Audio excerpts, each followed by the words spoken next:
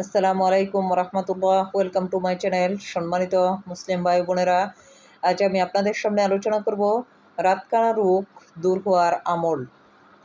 তার আগে আপনাদের কাছে একটি অনুরোধ, আপনারা আমার চ্যানেলটি সাবস্ক্রাইব করে রাখবেন এবং পাশে থাকা বেল বাটনটি অন করে রাখবেন, যাতে পরবর্তী যে কোনো ভিডিও আপলোড হওয়ার সাথে সাথে ভিডিওটি আপনাদের চ্যানেলে পৌঁছে যায়।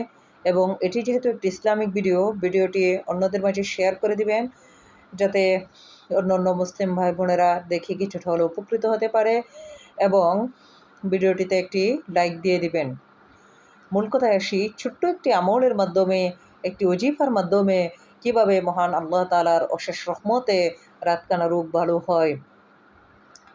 প্রত্যেক দিন সূর্যোদয়ের পর, অর্থাৎ ফজরের নামাজের পর কিছুক্ষণ কোরআন তেলাওয়াত করে যদি ইয়া বাসিরু এই নামের ওজিফাটি 100 বার পাঠ করে চোখের মধ্যে ফু দিয়ে বা দম করে, তাহলে মহান আল্লাহ পাকের অশেষ রহমতে রাতকানা রোগ ভালো হয়ে যাবে ইনশাআল্লাহ।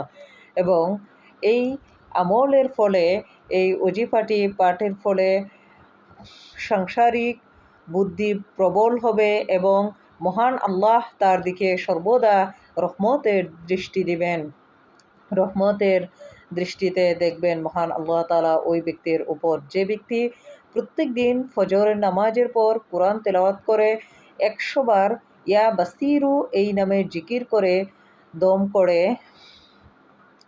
চোখের উপর ফু দেয় বা দম করে, মহান আল্লাহর অশেষ রহমতে সেই ব্যক্তির রাতকানা রোগ ভালো হয়ে যাবে ইনশাআল্লাহ। আসসালামু আলাইকুম ওয়া রাহমাতুল্লাহ।